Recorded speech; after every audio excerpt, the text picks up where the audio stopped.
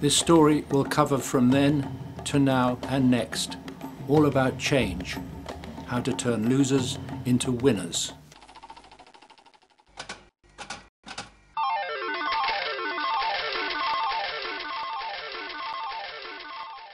Every spring and summer, billions of insects fly north, as far as from North Africa to the Arctic Circle. Some 3,000 miles, that's well over 4,000 kilometers. They fly high and low, over wild mountains and man-made fields, over lakes and rivers, towns and cities, in fact, over all the landscapes of Europe, from the biggest forests to the tiniest of gardens. The question is, who will reach the farthest? On the way are many hazards: crossing the sea, being eaten by predators, starving to death, and these days, particularly, the effects of climate change. Who will win this competition of survival?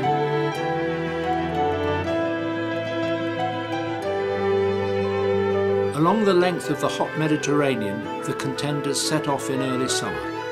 The migratory locust has even reached the north of Scotland back in 1748. Can it fly even further now? As times and temperatures have changed, so have the fortunes of many insects. Indeed, they are the equivalent of canaries in the coal mine, or rather across the planet. Some are winners, others losers. The question is, how can we help turn losers into winners? In the same way that canary birds put in a mine warned of dangerous conditions down there by surviving or not, and so can insects warn us of dangers to the planet. From snow on the Pyrenees between Spain and France, following not a hummingbird, but a hummingbird hawk moth. Flight refueling with a precise proboscis and a gentle hum, and then it's on again. But which of these potential great travellers will reach the furthest, even the Arctic Circle? Food en route is vital. Diverse service stations come in the form of flower meadows, increasingly scarce, partly due to political policies. And all along the shores of the Mediterranean, painted lady butterflies fuel up on tamarisk flowers. No, these ladies are not for turning.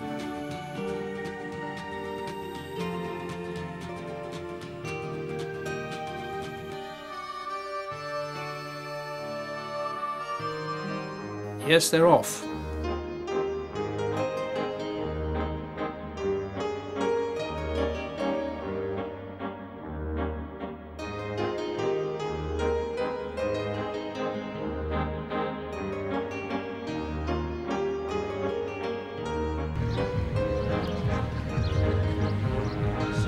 And they're off too, the famous bulls and horses of the Camargue Delta in the south of France.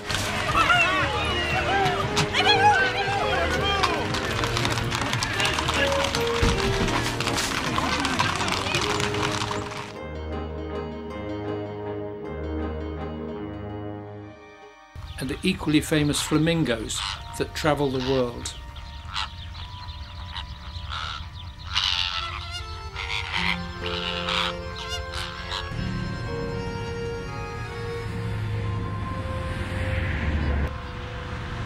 Tourists of the bird world.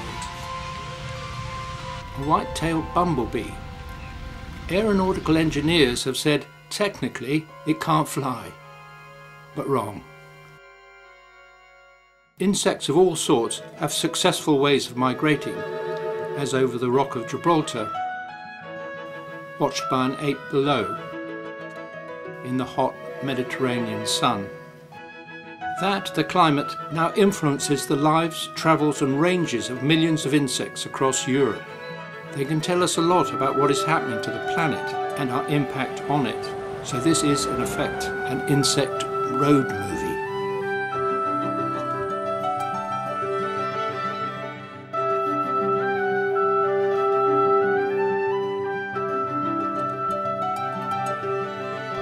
A small white, a common and familiar migratory species.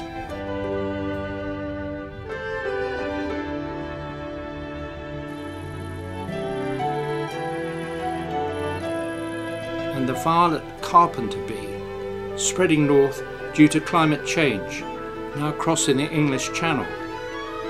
Will this one get there, and even beyond?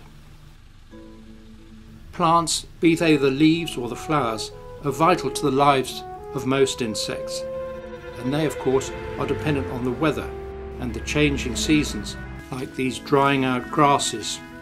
As we head north and the temperature rises as summer spreads across Europe, the soil's dried out with only a few tough thistles surviving the little oases of sustenance for a passing leaf beetle, whose larvae inhabit nests of ants down below amongst the stones, also home to the noisy and possibly hungry stone curlews.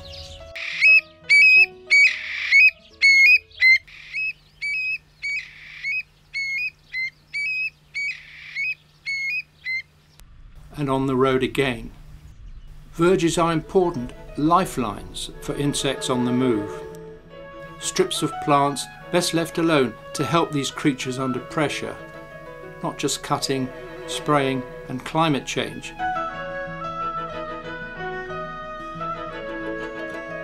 But this epic migrant is the silver Y. See why? And it's being grabbed by a lurking camouflaged crab spider. Winged greenfly and small spiders can drift long distances on the wind, but it's not strictly migration, as it's not voluntary.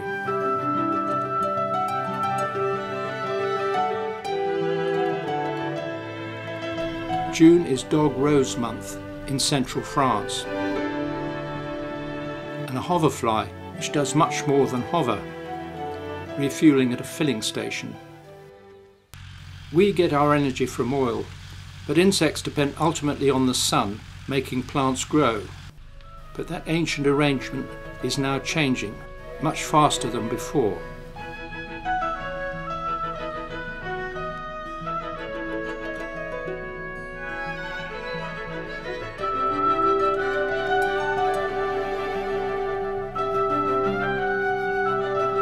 The black-veined white used to occur in Britain, but it's now extinct there.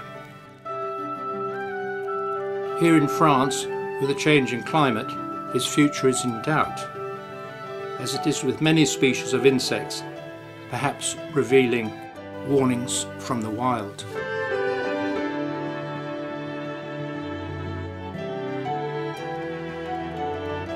Many European butterflies and moths were appearing on the wing up to a month earlier than in the past.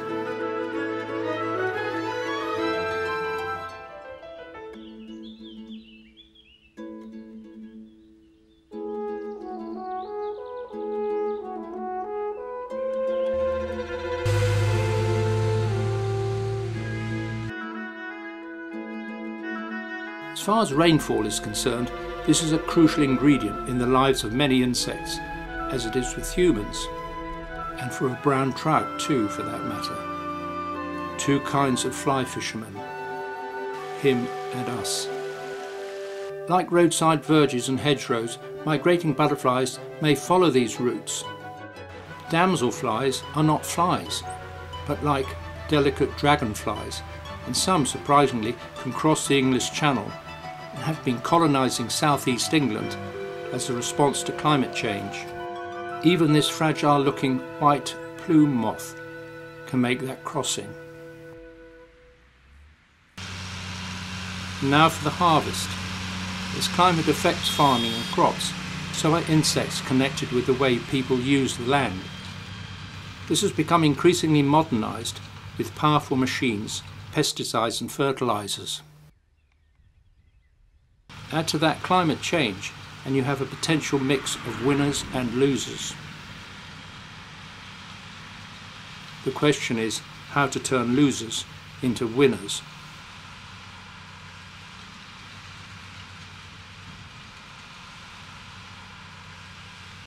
A small copper in a field, where the symbolic red poppies are a reminder of past glories, as monocultures of crops dominate the landscape now, increasingly across Europe.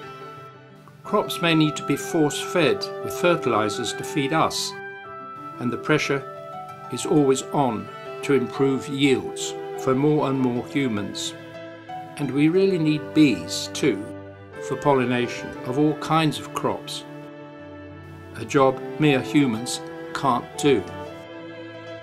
They work hard, again, energy from the sun and based on rain. The charmingly named marmalade hoverfly, a renowned migrant, crossing mountain passes alongside those really long-distant bird migrants, swallows, all the way from South Africa, heading north, possibly catching some small fellow travellers. And the white butterfly is still pushing on.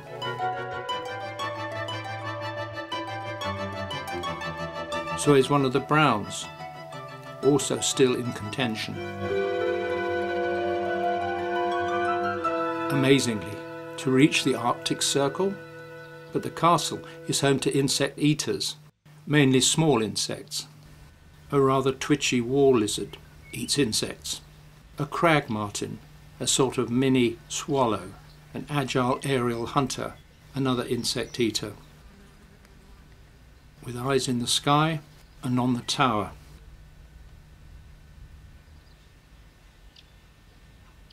And soon with a family to feed. Another thoroughfare through central France.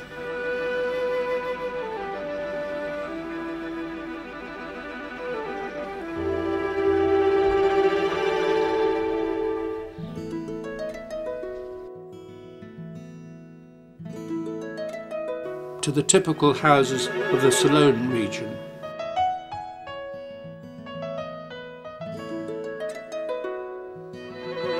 Rivers, wetlands, rain.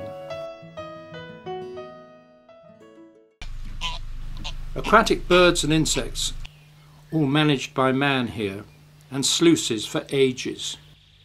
Pockmarked by ponds and lakes, it's an aquatic paradise, dependent on the climate, the amount of water filling it or drying out from it, plus man's sluices, of course.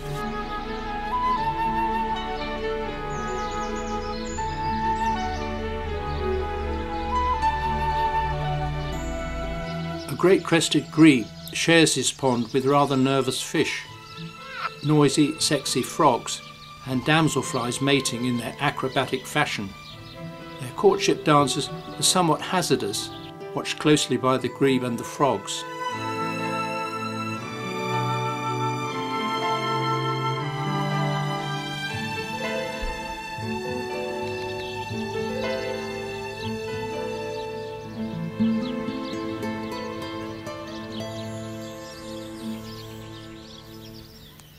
A white, a famous migrant, still has a long way to go to the Arctic Circle.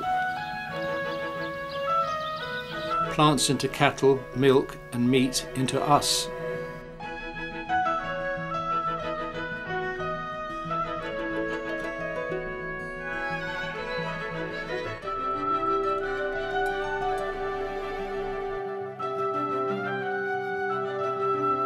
From French milk to German wine, a huge industry at the mercy of the climate.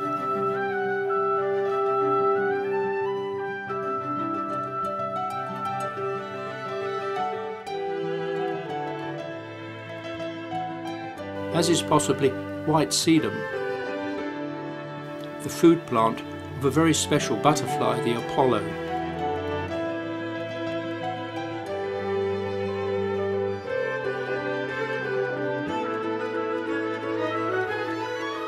The River Mosel and its valley is busy with cars on barges carrying them, and coal, these days as a fossil fuel, being blamed for CO2 emissions, producing climate change.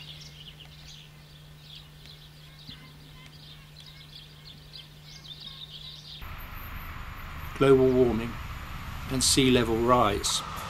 The road and railway too, sources of CO2. And that white butterfly, possibly ultimately linked to those emissions around the world.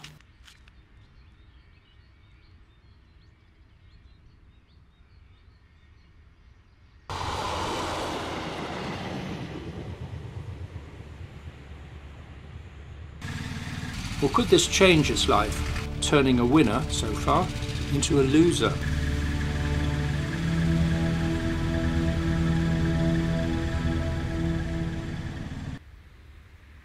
If that happens to this much admired species, the Apollo, it would be a very sad loss indeed. And that super migrant, the Painted Lady.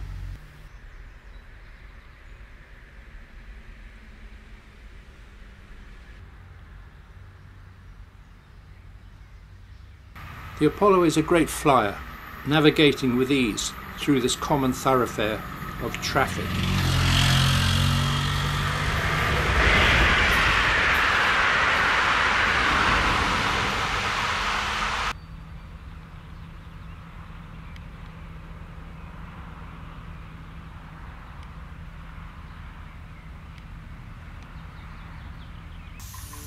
Well, here comes trouble, maybe.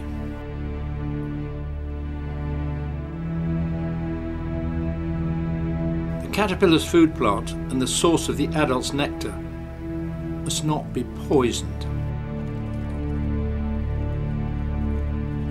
That's also true of the grapes themselves, of course, which we use.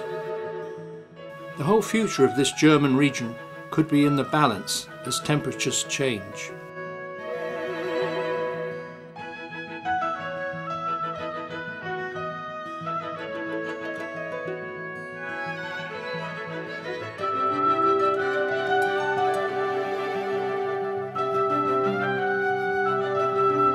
So what will happen to the place, the people, and the sensitive butterflies that live here? Big decisions will have to be made, not just in Germany, but globally, possibly affecting every living thing. The air we breathe, the level of the oceans. So we say goodbye to, quote, one of the most beautiful German villages, and hope it remains so, a winner, not a loser.